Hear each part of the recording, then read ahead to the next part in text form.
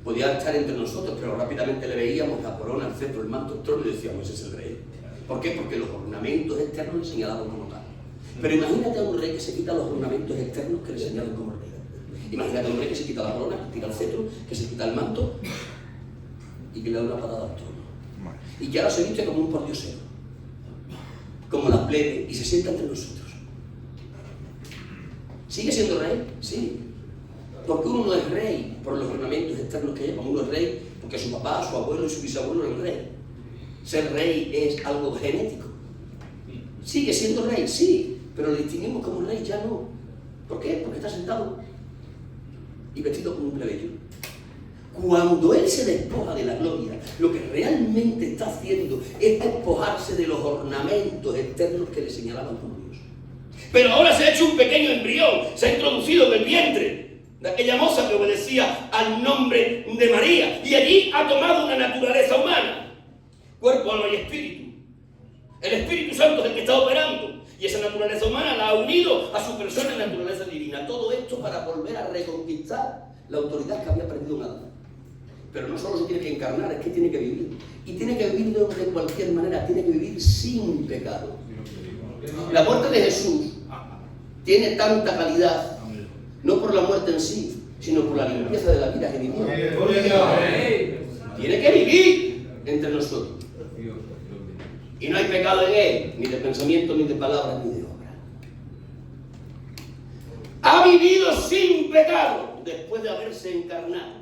Y viviendo sin pecado se entrega a la muerte de cruz. Bien dijo Jesús, nadie me quita la vida, yo tengo poder para ponerla. Estaba diciendo verdad, como siempre, nadie le podía quitar la vida. ¿Saben por qué a él la muerte no tenía autoridad?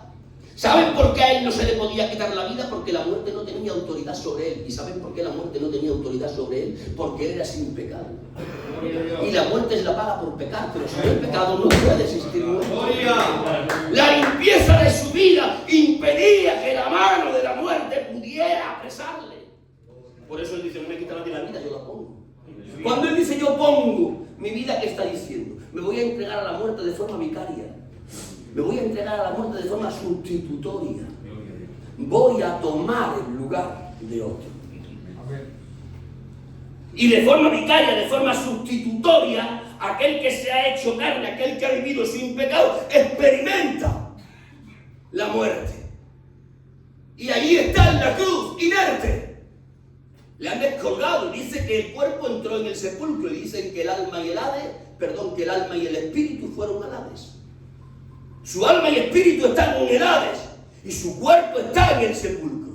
Hubo un predicador de renombre en la antigüedad que, predicando de esto de una forma alegórica, contaba aquel predicador que Satanás le clamaba al sepulcro y le decía: ¡sepulcro! ¡No dejes salir de ahí a su cuerpo!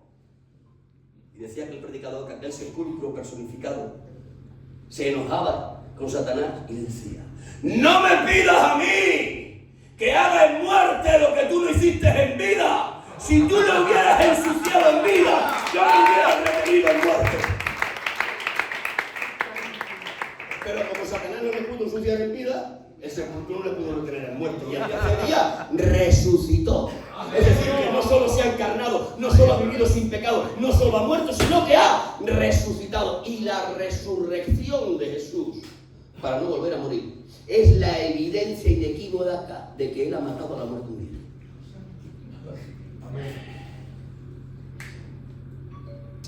En un idioma de jueces y abogados, se dice que un delito se constata cuando se encuentra el cuerpo del delito. Jesús, en su cuerpo de gloria, es el cuerpo evidente de su victoria sobre la muerte. La resurrección da un mensaje: la muerte no me pudo retener, por lo cual yo he sido limpio. Es decir, soy el que dije ser. Se ha hecho carne, ha vivido sin pecado, se ha entregado a la muerte vicaria y ha resucitado como evidencia de su victoria. Y después de todo esto volvemos al texto del que estamos predicando.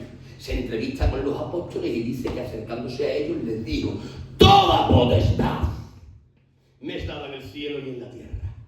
Les está diciendo: mantengo la potestad celestial que me es inherente, a mi deidad y he recuperado la autoridad terrenal a través de mi humanidad.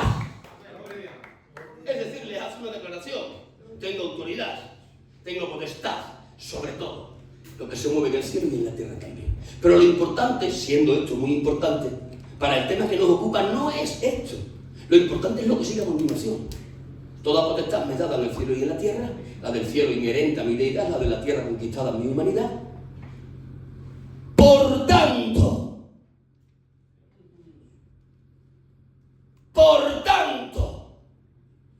ese por tanto se podía parafrasear como a causa de esto. Es como que Jesús está diciendo: mirad, discípulos, tengo toda la potestad en el cielo porque me es inherente a mi deidad, tengo toda la potestad en la tierra porque la he conquistado en mi humanidad. A causa de esto, a causa de esta autoridad que tengo en el cielo y en la tierra, a causa de esto, id y haced discípulos a todas las naciones. Ese por tanto, ese a causa de, es como que Jesús hubiera tomado de la mano a los 120, se los hubiera llevado a una oficina de notario y delante de un notario hubieran hecho un documento oficial y el notario hubiera escrito: el Señor Jesús de Nazaret tiene potestad en el cielo por su deidad, tiene toda la autoridad en la tierra porque la ha recuperado en su humanidad y decide delegar esta autoridad celestial terrenal en este grupo pequeño, académicamente no preparado y sin mundología, que se llaman los 120, firmados el notario, el Espíritu Santo, el Padre y el Hijo. Y lo entregó a los 120. Ese documento le garantizaba a estos 120 que tenían que ir a hacer discípulos a todas las naciones, pero que llevaban la garantía de poder hacer aquello que se les había comisionado. ¿Por qué? Porque la tarea era grande, pero la potestad en la que les enviaba era más grande que la tarea. Si yo no grito, vosotros no gritáis, pero yo que no tengo fuerza para gritar. Si la tarea era grande, más grande era la potestad en la que les enviaba a hacer la tarea. Jesús les da una tarea de carácter universal a un grupo ridículamente pequeño, 120, académicamente analfabetos y sin mundología, no porque sea un loco. Les da la obra grande al grupo pequeño porque confía no en ellos, sino en la potestad en la que les envía.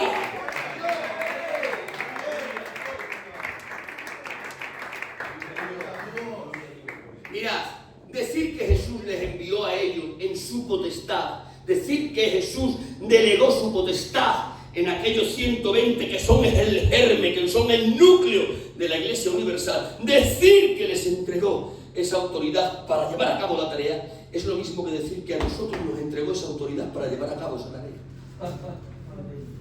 Porque esas palabras de Jesús fueron dirigidas de una forma primera a ese grupo de 120, pero de una forma espiritual a todos aquellos que tenían que nacer a la vida de Dios por la predicación de aquellos 120. Ahí estamos incluidos tú y yo. Él no confía en nosotros, confía en la potestad que nos entregó para que nosotros hiciésemos lo que Él nos mandó. La tarea es grande, pero más grande la potestad en la que Él nos envía. Ahora bien, decir que nosotros vamos en la potestad de Jesús, en ese documento, decir que nosotros vamos en esa autoridad celestial y terrenal, es lo mismo que decir que nosotros somos los únicos como iglesia, que tenemos una autoridad representativa de Dios en la tierra legal. Nosotros como iglesia somos la única representatividad del cielo en la tierra con carácter legal. ¿Y saben qué quiere decir esto? Esto quiere decir que nosotros vamos a operar en la comisión entregada. A ver si esto lo explico bien, para que me podáis entender. Esto quiere decir que nosotros vamos a operar en la comisión entregada, haciendo uso del añadido de gloria que Jesús en su humanidad conquistó y que sumó a la gloria de su deidad. Voy a decirlo de esta manera.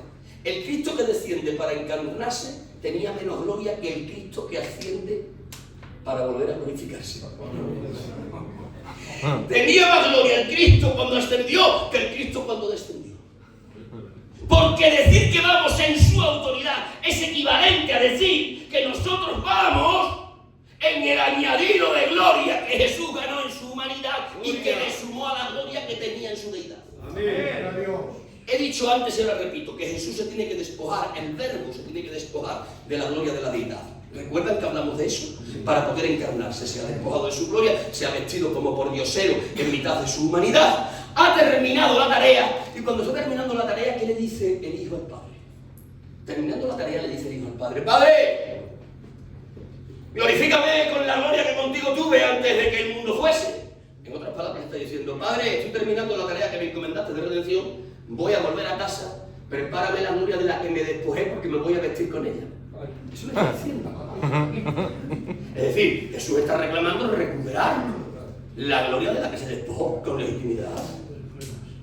Pero de que Él ha terminado la obra de redención y está ascendiendo para recuperar la gloria de la que se había despojado, no solo recupera la gloria de la que se despojó, es que además el Padre le va a dar una gloria añadida. Pero esta gloria añadida no es inherente a la deidad, esta gloria añadida la ganó en su humanidad. Gloria a Dios. Ascendiendo, el autor sagrado nos desvela que el Padre en la ascensión le dio una gloria añadida. Y le dijo el Padre al Hijo: Hijo, por lo que has hecho también en tu humanidad, no solo te devuelvo la gloria de la deidad, es que te voy a dar una gloria que has conquistado por tu humanidad. Te voy a dar un nombre que es sobre todo nombre, para que ante ese nombre se lo den los que están en el cielo, en la tierra y debajo de la tierra. Y ese nombre es Jesús. Jesús es la gloria añadida que el Verbo ganó en su humanidad y que sumó a la gloria que tenía en su deidad. Es por eso que cuando yo predico en el nombre de Jesús, un candidato al infierno se hace un príncipe del cielo. Es por eso que cuando oramos por un enfermo en el nombre de Jesús, la enfermedad se va y su lugar lo ocupa la sanidad. Es por eso que en el nombre de Jesús obligamos a un demonio que posea a un hombre y le ordenamos salir fuera de él, y en el nombre de Jesús el demonio se va. Gloria a Dios.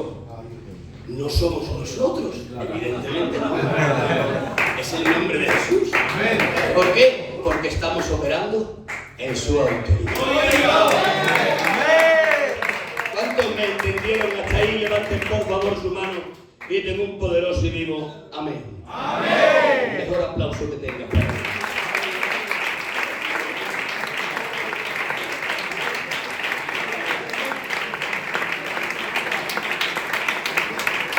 Aleluya. Amén. Es decir, que el reconocimiento de que vamos en su potestad para realizar la comisión universal,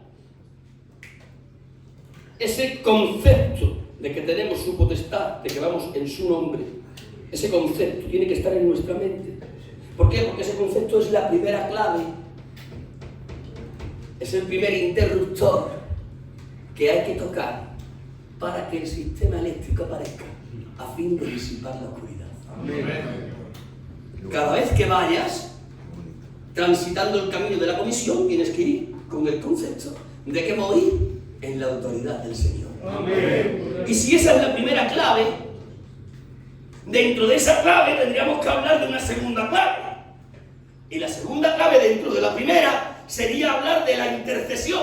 La intercesión es otro interruptor que hace posible que la perfección de la obra de Jesús en su ejecución sea efectiva en su aplicación. El primer interruptor, saber que vamos en su potestad. El segundo interruptor, practicar la intercesión. ¿Qué es interceder? Interceder es una forma de oración. Nosotros podemos orar de tres maneras. Podemos orar pidiendo podemos orar adorando y podemos orar intercediendo. El que ora pidiendo busca a Dios. El que ora adorando le busca a Dios a él. Y el que ora intercediendo busca el interés de su semejante. Tenemos que orar pidiendo, claro que sí. Tenemos que orar adorando, claro que sí. Pero también tenemos que orar intercediendo. Y cuando intercedemos, lo que hacemos es ponernos en los zapatos de aquel por el que estamos pidiendo. Y para ponerte en los zapatos del semejante, hace falta empatizar con él. Y cuando empatizamos colocándonos en sus zapatos, es como que nosotros estuviéramos suplantando su identidad. Déjenme usar esta forma de expresarme, no tengo otra. Cuando uno intercede, está suplantando la identidad de aquel por el que intercede. ¿Y por qué es necesario suplantarle la identidad a aquel por el que intercedemos? Estamos hablando de interceder para salvación, no voy a entrar en minucias, estoy hablando de lo importante. Muy bien. Qué bueno. Si luego tienes un dolor de cabeza, pues a lo mejor no te hace falta orar a Dios, te tomas una aspirina y también te irá bien. Pero cuando suplantamos la identidad de aquel por el que intercedemos para salvación, tenemos la necesidad de suplantar su identidad sencillamente porque ese por el que vamos a orar, tomando su lugar, está ciego y lo que es peor, está muerto. San Pablo dice que el ministerio satánico sobre el mundo les cegó la luz del entendimiento para que no les resplandezca la luz del Evangelio. El ministerio satánico ejerce una ceguedad en el mundo incrédulo. Pero en otro lugar San Pablo dice, están muertos en sus delitos y pecados. Es decir, que el semejante inconverso es un muerto ciego o un ciego muerto. Y como está muerto y ciego, no puede pedir. Y si no pide, no puede recibir. ¿Qué hace falta para recibir? Según las claves del reino de Dios. Dijo Jesús. El que pide, y el que no pide. Dios te quiere dar. Sí. Dios te quiere dar. Pero tú no puedes recibir. Si previamente no pides.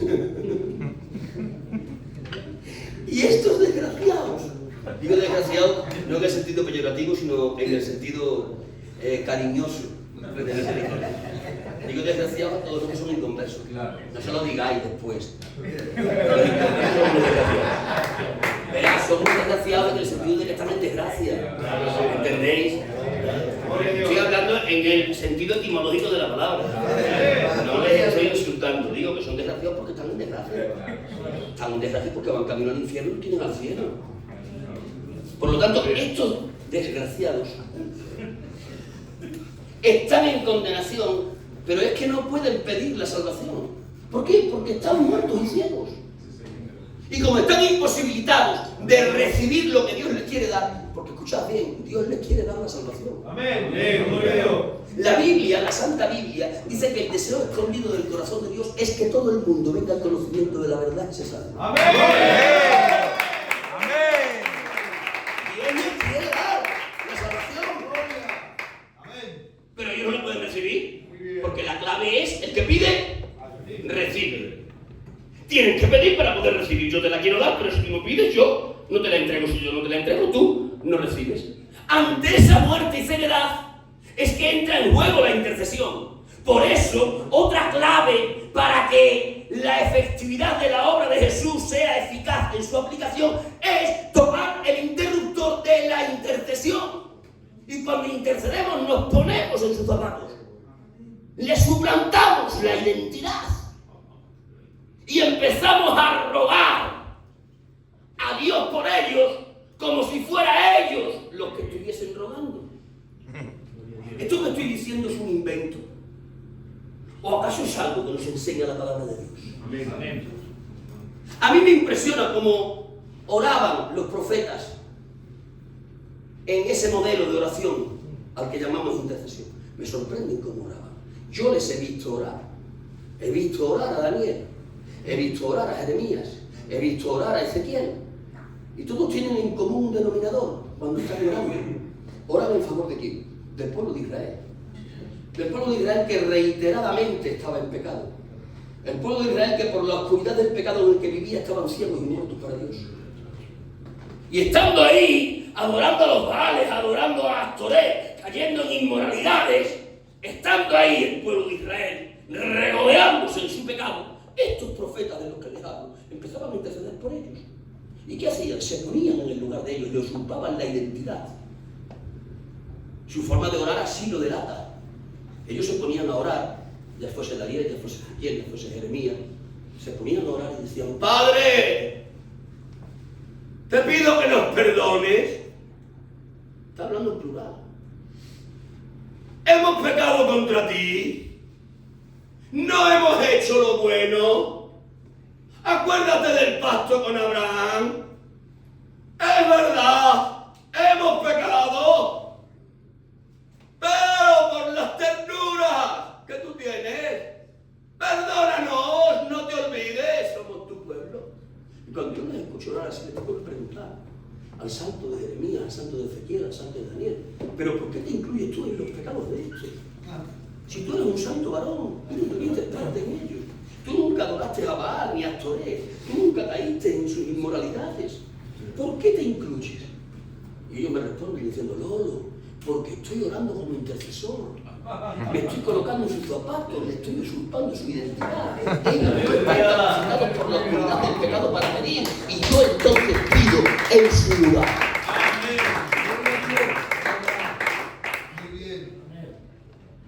La intercesión es otra clave para hacer efectiva la perfecta obra de Jesús en la cruz. Pero no fue esto lo que hizo Jesús. ¿Acaso Jesús no entendía de la intercesión? Llega Jesús al río Jordán. Está allí su pariente Juan el Bautista. Está ministrando el bautismo de arrepentimiento, que iba incluido en el ministerio que a él Dios le había entregado. Y Jesús se pone en la fila de los candidatos al bautismo para arrepentimiento. Juan el Bautista saca la cabeza y le ve. Y el otro le dice. Se acerca a Juan donde Jesús y le dice: ¿qué haces aquí? No tengo yo que bautizarte a ti. Más bien, en todo caso, serías tú el que me tendrías que bautizar a mí. Doctrinalmente hablando, Juan el Bautista tenía razón. Su bautismo que él ministraba era un bautismo para arrepentimiento, con lo cual era un bautismo para pecadores. Pero él sabe que Jesús no es pecador, es inocente. Si tú no eres pecador, ¿de qué te vas a arrepentir? Este bautismo no es para ti. ¿Pero qué le responde Jesús? Aunque él tiene razón doctrinalmente hablando, ¿qué le responde Jesús? Deja que cumplamos con toda justicia. ¿Qué está diciendo Jesús? Está diciendo: Juan, me voy a identificar en el Jordán con aquellos que voy a sustituir en el Calvario. El Jordán era el inicio del plan de redención. Aquí me identifico con ellos y aquí los voy a salvar. A los que me identifico en el Jordán, los salvo en el Calvario. Gloria a Dios. Gloria a Dios. Aquello no era un acto de intercesión. Evidentemente, porque estamos en el lugar de ellos. Pero la Iglesia ha perdido la noción de la intercesión. Ni tenemos el concepto de que caminamos en su potestad, ni mucho menos tenemos la práctica de la intercesión. Es por eso que los intercesores están ahí, y es por eso que la habitación sigue en oscuridad. Porque aunque la electricidad ha sido perfecta en su ejecución, no está siendo efectiva en su aplicación. ¿Por qué? Porque no tocamos ni la clave de la potestad, ni la clave de la intercesión. Porque hace falta tocar las claves del reino de Dios para poder ser efectivos en la aplicación de la perfección de la obra de nuestro Señor. Y los que me estén entendiendo, por favor, levanten su mano, griten: ¡Gloria a Dios! ¡Gloria a Dios! Si la potestad es una clave y la intercesión es otra clave, tendríamos que hablar de una tercera clave, que está implícita en la segunda y en la primera. Y la tercera clave sería la predicación. La iglesia tiene que predicar. Pero eso de predicar no está circunscrito a un púlpito. Eso de predicar es una comisión que nos alcanza a todos. Lo de predicar no es algo que esté restringido a apóstoles, profetas, evangelistas, pastores o maestros. Esto de predicar como metodología de salvación está abierto a los ministerios de gobierno, evidentemente, pero también a la membresía. Tienen que predicar los hombres, tienen que predicar los niños, tienen que predicar los jóvenes, tienen que predicar las mujeres, aquellos pistoncitos pequeños que estén aquí, también tienen que predicar. Alguno dirá, oye, estás atentando contra el dogma de Filadelfia. Digo, no estoy atentando contra el dogma de Filadelfia, porque yo soy parte de Filadelfia. Amén. Aleluya. Y amo a esta misión. Amén. Me dio todo lo que tengo. Dios a través de esta misión. Amén. Las mujeres tienen que predicar. ¿Por qué? Porque la predicación es parte del ministerio de la reconciliación. Y el ministerio de la reconciliación ha sido entregada a la iglesia en general. Ahora bien, decir que la mujer tiene que predicar, voy a aclarar esto, no sé que mañana me tiren piedras. Decir que la mujer tiene que predicar no es equivalente a decir que la mujer tiene gobierno. La mujer, bajo mi interpretación, bajo la interpretación de la misión, no tiene gobierno. No porque la mujer sea inferior al hombre o porque el hombre sea superior a la mujer. Es una cuestión de diseño. En el diseño hombre-mujer que aparece en Génesis, el hombre aparece como cabeza, es decir, el que tiene gobierno, y la mujer aparece como ayuda idónea. ¿Ayuda idónea de quién? Del gobierno. No tiene gobierno, pero ayuda al gobierno. La mujer no tiene gobierno. No hay mujeres apóstoles, no hay mujeres profetas, no hay mujeres evangelistas, no hay mujeres pastores, no hay mujeres maestros.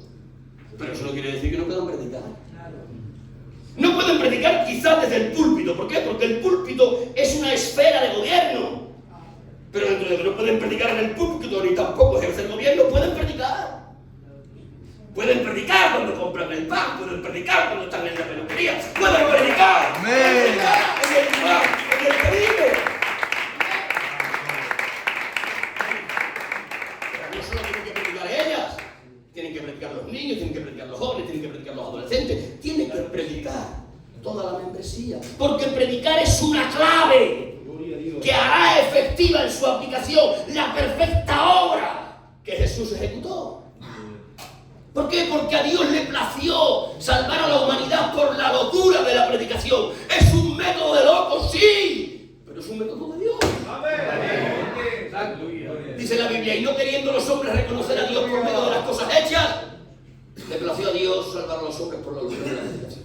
Es más razonable, es más cuerdo reconocer a Dios por la perfección de la creación, pero no queriendo los hombres reconocer a Dios por la cordura. Le plació a Dios salvar a los hombres por medio de la locura. Es una locura, pero es una locura de Dios.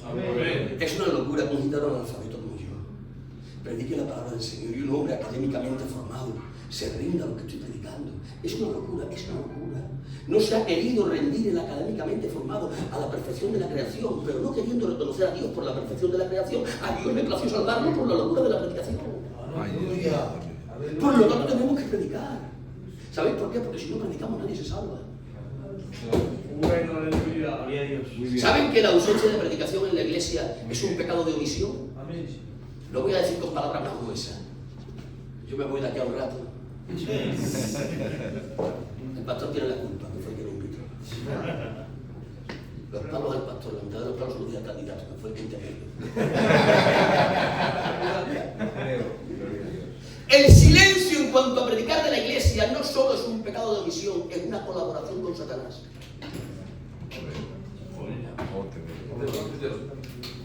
Tu silencio en cuanto a compartir el mensaje de luz con aquellos que están en tinieblas te hace colaborador inconsciente del reino de las tinieblas. Dice el apóstol San Pablo citando al Antiguo Testamento, qué bonitos, qué preciosos son los pies de los que anuncian las buenas nuevas. El apóstol halaga los pies de aquellos que usan sus pies para hacer camino y predicar. Qué bonitos son los pies de los que anuncian las buenas nuevas. Termina el texto San Pablo diciendo: ¿y cómo creerán si no hubiera quien les predique? Supedita que alguien crea a que previamente alguien le predique. ¿Y cómo creerán si no hubiera quien les predique? Si no hay quien predique, no hay quien crea. Y si no hay quien crea, no hay quien se salva. Es decir, que la potencialidad de salvación que tiene la cruz no salvará a nadie si no hay alguien que predique. La potencialidad que tiene la obra de la cruz no salvará a nadie si no hay alguien que cuente la historia de la cruz. La pregunta es: ¿estás compartiendo la historia de la cruz? Aleluya. Si no lo haces, eres un cooperador de las tinieblas, un pecador de omisión. Porque no solo pecas que hace el mal, sino que deja de hacer el bien. Porque hay que ser extremadamente malos para ver que la gente muere de hambre teniendo pan en el partido. Porque hay que ser muy malos para ver que la gente se muere de enfermedad teniendo medicina.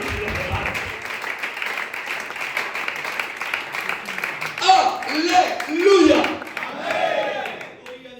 Primera clave, potestad. Segunda clave, intercesión. Tercera clave, predicación. Son las claves, los interruptores que van a hacer que la luz aparezca y disipe las tinieblas. La perfección de la obra de Jesús será eficaz en su aplicación en la medida en que la iglesia opere en la potestad que se le entregó, opere intercediendo por el perdido y opere predicando a aquel que está en tinieblas. Y si alguien me entendió, levante por favor su mano, grite: gloria a Dios. ¡Gloria a Dios! Ahora bien, ¿qué hacemos con todo esto? ¿Qué hacemos con la potestad? ¿Qué hacemos con la intercesión? ¿Qué hacemos con la predicación? Decidme, ¿qué hacemos? ¿Qué digo eso que tienen que hacer? Por tanto, dijo él, y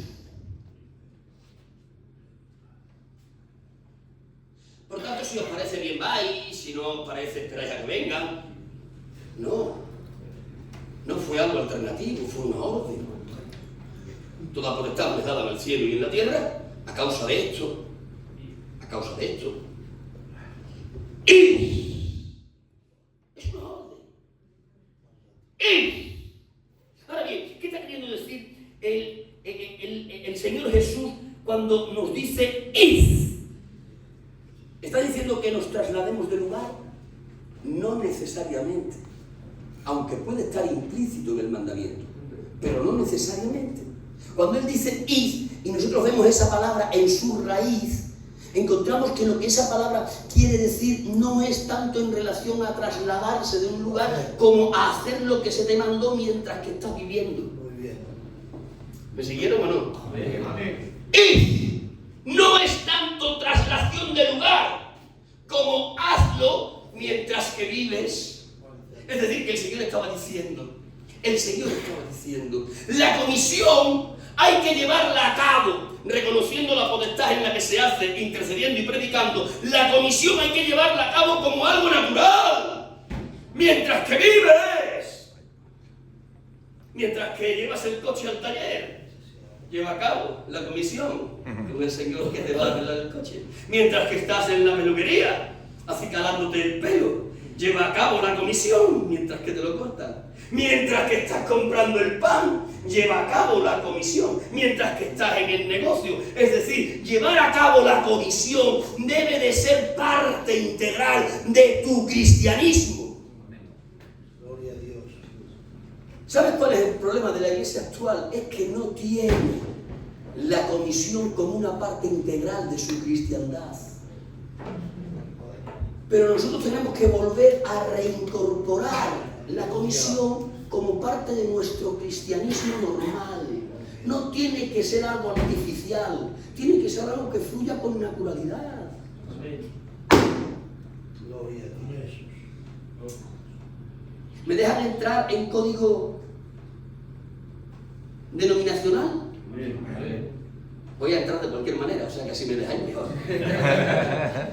¿Me dejan entrar en código denominacional? Amén. Entremos en código denominacional. Esta santa denominación a la que pertenecemos tuvo incluido en su origen lo que fue llevar a cabo la comisión, y la tuvieron incluida como parte natural de su vida en el Señor. No lo forzaban, les fluía. Aquellos santos varones escogidos por el dedo soberano de Dios en cuanto a su ministerio Aquellos santos varones que obedecían al nombre de Jaime, de Emiliano, de Marido, de Castro, de Lari, de Joselito, aquella primera jornada y las jornadas que le siguieron, aquellos no llevaban a cabo la comisión como algo fabricado, llevaban a cabo la comisión como algo que les fluyó de forma natural. Mientras que iban viviendo, iban llevando a cabo la comisión. Mientras que iban viviendo, eran conscientes de que iban en la potestad del Señor. Mientras que iban viviendo, iban intercediendo. Mientras que iban viviendo, iban predicando. Es por eso que usaron los canales de qué? De la familia, usaron los canales de qué? De los conocidos, usaron los canales de qué? De la amistad. Esos fueron en los canales en los que ellos se montaron para llevar a cabo la comisión. Eran canales naturales. La familia, el conocido, la amistad. Y en esos canales es que se movieron, pero conscientes de que iban en la potestad del Señor, conscientes de que tenían que interceder, conscientes de que tenían que predicar. Y así fue como esta obra explosionó. Pero aquello que estaba incorporado al cristianismo primero de esta denominación, hubo un momento que aquello se desconectó del cristianismo de esta misión. Es por eso que digo que lo tenemos que reincorporar. Digo reincorporar porque ya estuvo incorporado. ¿Cuándo se cayó esto de nuestra cristiandad? Esto se cayó cuando nos quedamos sin campo para sembrar. El trabajo de aquellos y de los que le siguieron fue tan extraordinariamente bueno, que se quedaron sin campo de siembra. Ya está bien. Hay que sembrar para quedarte sin campo de siembra. Lo que ellos tuvieron en su horizonte fue un llamado poderosísimo, apostólico, hacia el pueblo al que pertenecían. Y como les fluía, que no era nada impostado, mientras que vivían, iban llevando a cabo la comisión. Y llegaron a todos los rincones de la geografía de este país. De hecho, no hay un pueblo en este país en el que haya una familia gitana que no tenga conocimiento de lo que pasó en la cruz. Contaron tanto y también la historia de la cruz que no hay ni un solo gitano en España que no tenga conocimiento de la historia de la cruz. Pueden estar convertidos o no, esa será otra cuestión, pero evangelizados están absolutamente todos los gitanos que formamos parte de esta nación. Y como nos quedamos sin campo de siembra, se cayó, se descolgó de nuestro cristianismo esto de llevar incorporada el extender la comisión. Se nos cayó. ¿Por qué? Porque nos quedamos sin campo de siembra. ¿Y qué hay que hacer entonces para reincorporarlo? Decidme. Si el hecho de habernos quedado sin campo de siembra hizo que se cayese de nosotros la comisión como parte integral de nuestro cristianismo, ¿qué hay que hacer para reincorporarlo? Evidentemente buscar otros campos de siembra. Si un campo de siembra termina, hay que buscar otro campo de siembra. Sí, les estoy hablando de la población que en este país no pertenece a nuestro clan, de la población que no pertenece a nuestra etnia. Les estoy hablando del mundo no gitano, les estoy hablando de más de 40 millones de personas. Eso es otro campo de evangelización. Algunos de los que están aquí me dirán: ¿cómo quieres que nosotros vayamos a predicar a aquellos que no son de nuestra etnia, que no son de nuestra cultura, que no son de nuestro clan? ¿Cómo quieres? ¿Acaso no sabes tú que nos menosprecian? Digo, soy consciente del menosprecio que nos tienen. Durante un tiempo me molestaba el menosprecio del que yo era receptor, pero hubo un momento que vino la luz del Señor y en vez de enojarme ante el menosprecio, lo abrazo y lo beso, porque entiendo que el ser menospreciados nos lleva a puntuar para ser usados por Dios. ¡Aleluya! Dios tiene la extraña costumbre, digo esto entre comillas, Dios tiene la extraña costumbre de usar a lo menospreciado para avergonzar. Dios tiene la extraña costumbre de coger lo que no es para avergonzar lo que es. Dios tiene la costumbre de coger lo pequeño e insignificante para hacerlo grande y espectacular. Dios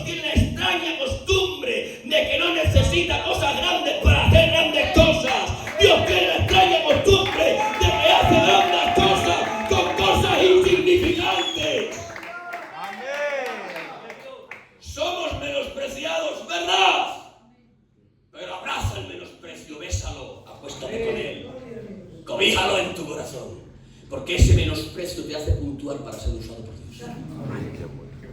Dios usa piedras para matar gigantes. Dios usa quijadas de asnos para hacer 3 montones de enemigos. Dios usa trompetas para hacer caer murallas. ¿Han visto lo que usa Dios? Trompetas, quijadas de asnos, piedras. Lo insignificante, lo inútil, lo que no es. Dios usa lo pequeño para hacerlo grande. Porque Dios no necesita grandes cosas para hacer cosas grandes. Dios de cosas ridículas e insignificantes hace cosas realmente extraordinarias. Amén. Ahí está Gedeón, con un ejército de 30 y tantos mil, a la cabeza de los 30 y tantos mil. Y le dice, estoy preparado, yo y estos. Y se asoma Dios a la ventana del cielo.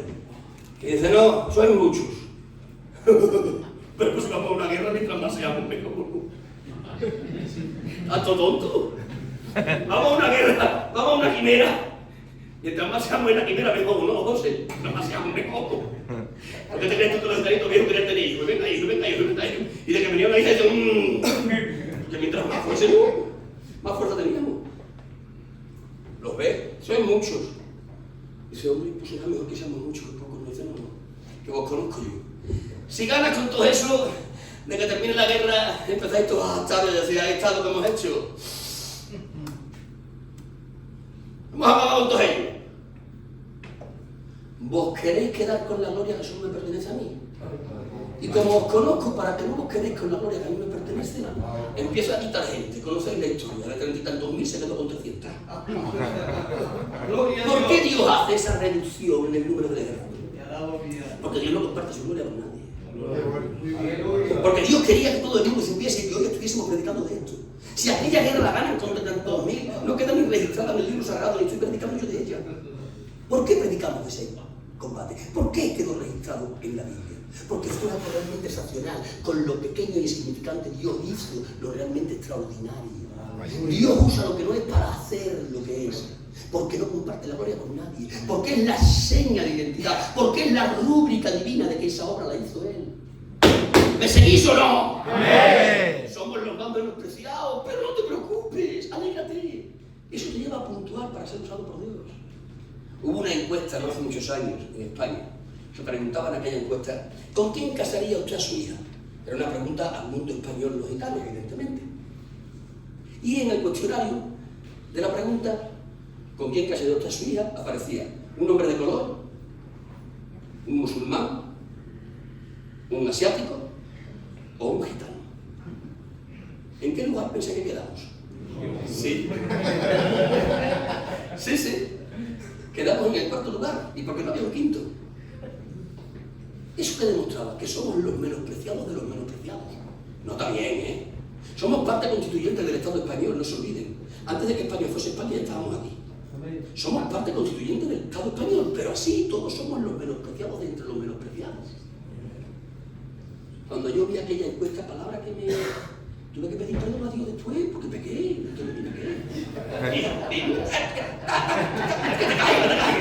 Dije yo, te callas. Pero luego, claro, soy cristiano, ¿no? Luego fui al Señor, perdón. De que se me pasó el enfado y pedí perdón, vino la luz. Mientras que hay pecados por los que no se piden perdón, la luz no viene. ¿Sabéis eso? La luz de Dios no viene sin pecado. Pero yo me arrepentí, por lo tanto, como me arrepentí, yo no había pecado, y la luz de Dios me dijo, no te preocupes por eso, ni te enfades, porque tu enfado es producto de tu orgullo. Es un orgullo étnico, un orgullo cultural, un orgullo nacional. Tu pecado es producto de tu orgullo. Por lo tanto, no te enfades, gózate. Empieza a mirar esto no con los ojos de la carne, sino con mis ojos. Lee la Biblia, date cuenta, Dios use siempre. Diga, Dios use siempre. No use a los menospreciados siempre. Y mientras más bajo era, más lo usaba yo. Por lo tanto, no te enfades, gózate, porque ser menospreciado es garantía, es estar puntual para ser usados por Dios. Amén. No te vale la excusa de no nos recibir. Es más, eso tiene que ser un acicate para que vayamos. Qué bien, Dios. Si el campo de labranza se terminó y por eso se cayó de nuestra cristiandad la comisión, para reincorporarla tenemos que buscar nuevos campos de labranza. Y los campos de labranza más cercanos que tenemos son 40 y tantos millones de personas que viven en este país que no son gitanos. Pero esto que te he dicho, lo voy a sumar a lo que te voy a decir. Hay una acción que yo entiendo que es una acción profética. He dicho acción profética, ¿eh? Alguno mañana dirá, el Lolo es neopentecostal. No lo creáis, no lo soy. Pero las expresiones no están monopolizadas por ningún movimiento. Muy bien, muy bien. Porque las expresiones no son otra cosa que la aclaración de los pensamientos. Hubo una acción profética en el origen de esta misión. Y el hecho de que esto que les voy a contar sucediese en el origen, a mí me hace entender que eso es una revelación. ¿Sabéis por qué? Porque las revelaciones verdaderas siempre están en los orígenes. Si tú quieres conocer algo de verdad, tú tienes que ir al origen de ese algo. Siempre. El Señor Jesús también entendía esta regla. Por eso en cierta ocasión vinieron los apóstoles y le dijeron, Jesús, ¿nos podemos divorciar de las mujeres por cualquier causa? Y el Señor le dijo, no, por cualquier causa no. Tan solo por una causa. Y aquellos se sorprendieron y dijeron, ¿cómo nos dice que no podemos repudiar a la mujer por cualquier causa? La doctrina de Moisés dice que sí. Está siendo contrario a la doctrina de Moisés. Y el Jesús les dijo, conozco perfectamente la doctrina de Moisés. Se la inspiré yo. Pero yo no estoy siendo contrario a la doctrina de Moisés. Moisés os compartió esa doctrina por la dureza de vuestro corazón. Era un paréntesis abierto en la voluntad perfecta del Señor. Pero la revelación verdadera está en el principio. Venid conmigo. Y se remonta a Jesús en principio, al Génesis. En el Génesis, hombre y mujer los hizo Dios. Y de los dos hizo una sola carne. Por lo tanto, lo que Dios juntó no lo separa el hombre. La revelación donde estaba en el origen. Esto que les voy a contar sucedió en el origen de esta misión, por lo tanto es revelación. Sabéis vosotros que el origen de esta misión está en Balaguer. Balaguer pertenece a la provincia de Lleida. Tuve la oportunidad de estar trabajando allí para el Señor porque me comisionaron a ir allí. Yo me ubiqué en Zaragoza, que entonces era parte de la misma zona que Lleida. Y regularmente tenía que ir a Balaguer, porque Balaguer era la iglesia madre no solo de aquella zona, sino de España entera. Y cuando iba allí siempre me encontraba con el cajero de la zona en aquel momento, que era un ministerio, que no pertenecía al clan, no pertenecía a nuestro pueblo. Él obedece al sobrenombre de Carabinas. Digo obedece porque está vivo todavía. Cada vez que iba allí me gustaba estar con él y también me gustaba estar con el hijo de Jaime, que en paz esté, con el David. ¿Por qué? Porque siempre he sido curioso en este sentido. Me ha gustado conocer los orígenes, sobre todo los orígenes que tienen que ver con mi vida. Y les preguntaba cosas acerca del origen del ministerio de Jaime. Alguna vez hablando con Carabinas, le dije, Carabinas, ¿qué hace entre nosotros? Porque Carabinas, lo digo con todo el cariño que le tengo, Carabinas es payo. Es decir, que él no se ha agitanado, ¿no? Él mantiene su identidad, porque es un hombre con personalidad. Pero se ha mantenido entre nosotros por más de 50 años y me llamaba la atención. Digo, ¿cómo está entre nosotros? Y me dice, no, porque yo nací al Señor con el hermano Jaime. No solo al Señor, sino también al ministerio. Entrasteis tu casa entera, no solo mi casa, no. Junto conmigo entraron un montón de familias payas. De hecho, no, y esto son palabras textuales de Carabina. De hecho, la iglesia original de Balaguer era una iglesia mixta, compuesta de padres y gitanos a un tanto por ciento muy equilibrado. Le pregunté, ¿qué pasó, Carabina? ¿Qué ocurrió con aquello? Y se fueron marchando. ¿Por qué? En otras palabras, Carabina me dijo esto que les voy a decir. Yo lo voy a definir en otras palabras. En otras palabras, Carabina me dijo, la comunión es sencilla, la convivencia no. Y se fueron marchando. Se fueron al mundo, Carabina, dice la gran mayoría, no. Se mantuvieron en el Señor. De hecho, la base de la iglesia evangélica no gitana más grande de Balaguer, la base de esa iglesia son los que se marcharon de la iglesia que abrió Dios a través del apóstol Jaime. Podemos decir, Carabina, entonces, que la iglesia más grande de no gitanos que hay en Balaguer tiene su origen en el ministerio apostólico de Jaime. Dice, lo podemos decir y lo debemos de decir, porque así es. Cuando yo recibí aquella revelación, entendí que Dios a Jaime no solo le abrió una avenida poderosísima como llamamiento apostólico de Dios al pueblo gitano, también le abrió una avenida de llamamiento apostólico al pueblo payo de este país. Aquel camino se abrió. Y lo que Dios abre no hay quien lo cierre. Amén. Porque lo que Dios cierra tampoco hay quien lo abra. Aquel camino se abrió y le digo algo, está abierto todavía, porque lo que Dios abre pueden pasar 101 años, pero sigue abierto. Aquel camino está abierto aunque no transitado. Yo digo hoy, hay que transitarlo.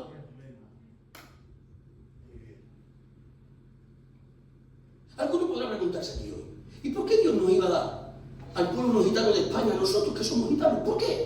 ¿Es que acaso somos especiales? Digo, no creo en ese nacionalismo barato. Eso de nosotros somos especiales, tenemos algo. No tenemos nada. Mentira. ¡Es mentira! Lo que pasa es que lo hemos repetido tantas veces y no creemos que es verdad, pero no es verdad. Tenemos algo especial. Nosotros no tenemos nada especial. Nosotros somos pecadores como todos los pecadores. Necesitados de la cruz, necesitados de la ofrenda del cuerpo. Eso, ¿crees? Amén. ¿Qué más no somos más, ni tampoco menos? Somos como todos los pecadores. Que si no fuese por Jesús estaríamos condenados al infierno.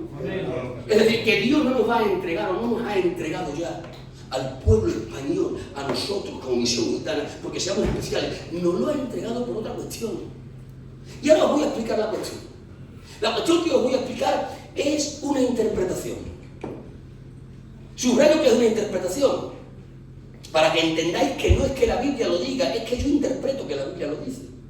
¿Qué diferencia hay? Que lo que la Biblia dice es 100% verdad, y lo que yo interpreto a veces es acertado y a veces no. Pero lo que yo voy a compartir es una interpretación, porque me siento en confianza con vosotros. Amén. En esa interpretación yo voy a intentar de encajar el por qué Dios nos entrega al pueblo no gitano de España a nosotros que somos gitanos. Voy a intentar explicarlo con una interpretación. No digo que la Biblia lo diga, digo que yo lo interpreto. La Biblia enseña en la carta a los Efesios un principio del mundo invisible en la pluma de San Pablo. Es un principio del mundo invisible destinado en esa ocasión a la iglesia del Señor. Dice el apóstol San Pablo en Efesios: enojaos, pero no pequéis. No se ponga el sol sobre vuestro enojo, ni deis lugar al diablo. San Pablo está diciendo que si un cristiano se enoja y mantiene el enojo ininterrumpidamente, ese mantener el enojo sin fecha de caducidad le da un lugar al demonio. No para que le posea, pero sí para que le ministre. Él usa el enojo, que es una obra de la carne. Si quitásemos el enojo y pusiésemos cualquier otra obra de la carne, el resultado sería el mismo. Es decir, si un creyente se mantiene en una obra de la carne de forma ininterrumpida, le está dando legalmente un lugar a un demonio para que le pueda ministrar. De ahí vienen los dardos del enemigo envenenados, de los lugares que le damos por mantenernos ininterrumpidamente en la obra de la carne. Por lo tanto, vayan anotando. Mantenerse en una obra de la carne para un cristiano le da un lugar a un demonio para que le pueda ministrar. Trasladen ese principio ya no a la iglesia, trasladen ese principio al mundo. Trasladen este principio al mundo. Si el mundo vive en pecado, y de cierto vive en pecado, si las naciones tienen pecados que han sido legislados por sus gobernantes, y tienen pecados legislados por sus gobernantes, hay pecados legales. ¿Por qué? Porque los gobiernos hicieron legales esos pecados. Y si la ciudadanía de una nación acepta de buen grado a través de su voto, ya en los tiempos modernos, esa legislación de pecado, tanto el gobernante que legisló como la ciudadanía que lo aceptó se han hecho parte de ese pecado. ¿Y a qué le dan lugar? Evidentemente al demonio. Y ahí nos tendríamos que ir a Daniel capítulo 10, del que predicábamos ayer. Y tendríamos que ver la función de los principados de maldad. ¿Recuerdan al príncipe de Persia? Así le define la Escritura en el capítulo 10 de Daniel, príncipe de Persia. ¿Por qué a una jerarquía satánica se le denomina como de Persia? Porque era Persia, el lugar geográfico del que operaba, era Persia, el país en el que ese principado ejercía autoridad. ¿Y por qué ese principado ejercía autoridad en Persia? Porque en Persia había pecados legislados por los gobiernos y aceptados por los persas. Y le habían dado un lugar en el principio que enseñó San Pablo. Ese príncipe de Persia podía obstaculizar la bendición de Dios sobre Persia y la podía impedir. ¿Por qué? Porque estaba montado en la plataforma de la legislación pecaminosa de aquel gobierno, aceptada por aquella ciudadanía. Pero ahora Daniel le pide algo a Dios y está en Persia. Viene la bendición de Dios Y el principado de maldad lo interrumpe durante 21 días. Lo interrumpe, pero no la puede evitar. La interrumpe, pero no la puede evitar. Pregúntale al príncipe de Persia. Príncipe de Persia, ¿por qué esta bendición la has interrumpido, pero sin embargo no la has podido evitar? Y el príncipe de Persia diría, porque el que la pidió, aunque está en Persia, no es de Persia.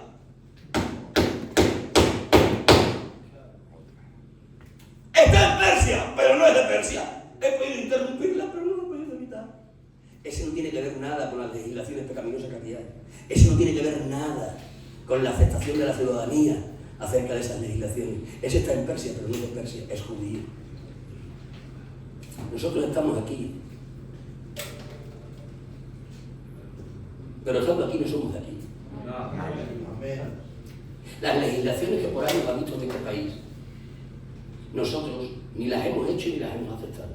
De hecho, en ocasiones hemos sido las víctimas de esas legislaciones. Podría hablarles de legislaciones como la de los Reyes Católicos. Podría hablarle de legislaciones como la de Carlos V, podría hablarle de legislaciones como la de Felipe II. Viniéndonos más cerca al tiempo, podría hablarle de legislaciones como las del señor Zapatero, reafirmadas después por el señor Rajoy. Podría hablarle de las legislaciones actuales en el tiempo del señor Pedro Sánchez. Todas esas legislaciones no solo fueron legisladas por los gobernadores, sino aceptadas por la ciudadanía. Pero nosotros, como pueblo, estamos aquí, pero no somos de aquí. Amén. Gloria a Dios. No tuvimos parte en la elaboración de la legislación y la aceptación de la misma. Y eso nos libra de los principados de maldad que operan sobre España, que impiden la bendición de Dios sobre este lugar. Y eso ocasiona que Dios tenga que usar a Jaime, tenga que usar a Emiliano, tenga que usar a Joséito, tenga que usar a Marido y tenga que usar a este grupo primero de hombres, todos ellos analfabetos, pero que les usa Dios con una potencialidad. Eso es lo que ocasionó que en la historia de España tan solo haya un verdadero avivamiento, y es el avivamiento de Filadelfia. Filadelfia fue un avivamiento en toda regla. ¿Saben cuál es la característica de un verdadero avivamiento? La característica de un verdadero avivamiento es que afecta a toda una nación hasta el punto de cambiar su cultura. Y nosotros somos una nación, y ese avivamiento nos afectó a toda la nación, incluso cambió muchos aspectos de nuestra cultura.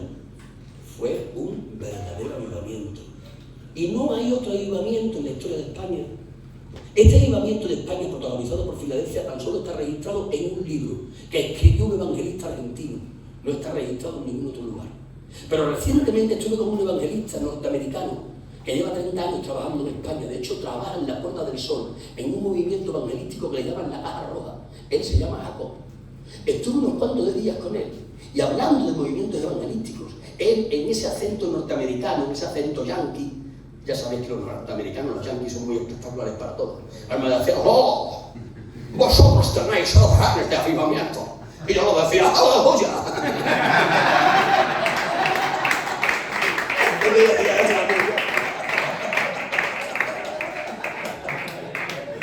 ¡Claro! ¡Tenéis órdenes de avivamiento! ¡España es para vosotros! Lo decía él. Es un evangelista de verdad. Y es un cristiano auténtico. Gloria a Dios. Y cuando lo decía con aquella pasión de esa espectacularidad propia de los norteamericanos, yo decía, están diciendo verdad.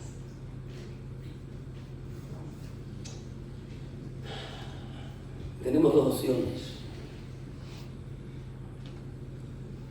O quedarnos como estamos, o reincorporar la comisión a nuestro cristianismo y hacer de nuestro cristianismo un cristianismo de verdad. Amén. Amén. Porque el cristianismo solo es verdadero cuando está ocupado de la comisión. Si no, el cristianismo se convierte en una vulgar religión.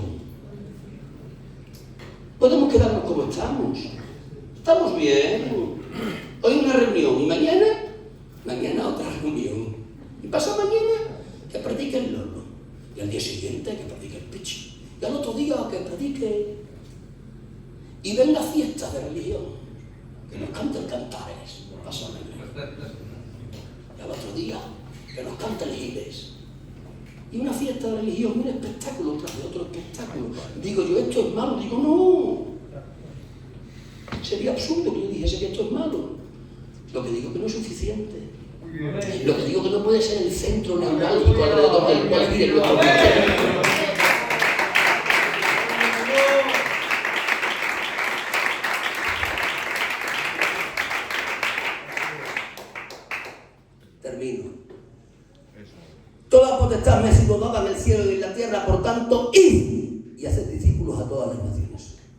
Se lo dice el Señor, la Comisión Universal, al grupo ridículamente pequeño, académicamente analfabeto y sin ninguna mundología. ¿Y sabes qué? Que yo me siento identificado. Porque somos ridículamente pequeños. Porque somos analfabetos, académicamente hablando.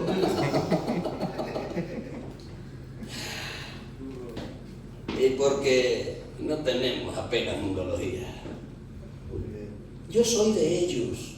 Me siento identificado con aquel grupo. Pertenezco a un pueblo que es ridículamente pequeño. Somos muy pocos comparados con el número de la humanidad. Pero además somos académicamente analfabetos. Hablo de mí. Yo, en el mundo, soy un analfabeto. No terminé los estudios básicos. Y como yo, la gran parte, cuando menos, de mi generación. Pero no solo somos pocos y analfabetos, sino es que no tenemos apenas mundología. Somos los pequeños, los menospreciados, a los que nadie quiere a su lado. Pero nosotros nos miró Dios. Gracias, Señor. Y aunque la comisión es grande, más grande es la potestad en la que nos Amén. metemos. Decídete, ¿qué quieres hacer? Ponte en pie un momento. Precioso Espíritu, precioso Espíritu, precioso Espíritu. Yo quisiera ocupar un par de minutos, quizás 3, lo que dure la alabanza que van a entonar. Quisiera que ella puerta se cerrase. Quisiera que inclinases tu rostro, que cerrases tus ojos, que te acercases conmigo a la comunión del Señor. Que durante el tiempo que dure esta alabanza seas capaz de verte delante de Jesús. Seas capaz de verte delante de Jesús. Intenta verte delante de Jesús. Intenta ver a Jesús como que se acerca a ti. Y que acercándose a ti en un susurro de voz te dice: toda potestad me es dada en el cielo y en la tierra. Por tanto, id y haced discípulos a todas las naciones. En el micromundo en el que vives, ¿a cuántos conoces que no tienen al Señor? Tienes la medicina que va a sanar al enfermo, tienes el pan que va a saciar el hambre del hambriento. Adórale, adórale, adórale, adórale. Precioso Espíritu, haz efectiva esta palabra en cada corazón. Solo tú manejas con destreza la palabra que es tu espada. Úsala ahora en la mente, en el corazón, en la conciencia. Alumbra la mente, enternece el corazón, despierta la conciencia. Shobor Daramaramanahayas. Espíritu Santo del Señor. Parte de tu poder por tu palabra.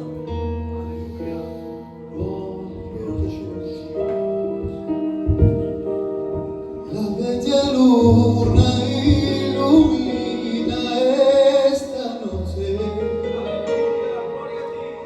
y en el horizonte sale azul crepuscular y en esta tierra seca donde no hay agua mi corazón a ti te quiere confesar. La bella luna tiene su brillo esta noche. En el horizonte sale a luz crepuscular. En esta tierra seca donde no hay agua, mi corazón a ti te quiere confesar. Tengo sed de ti, aún mi carne te anhela. Quiero ver tu gloria y tu poder. Tengo sed de ti, aún mi carne te anhela. Quiero ver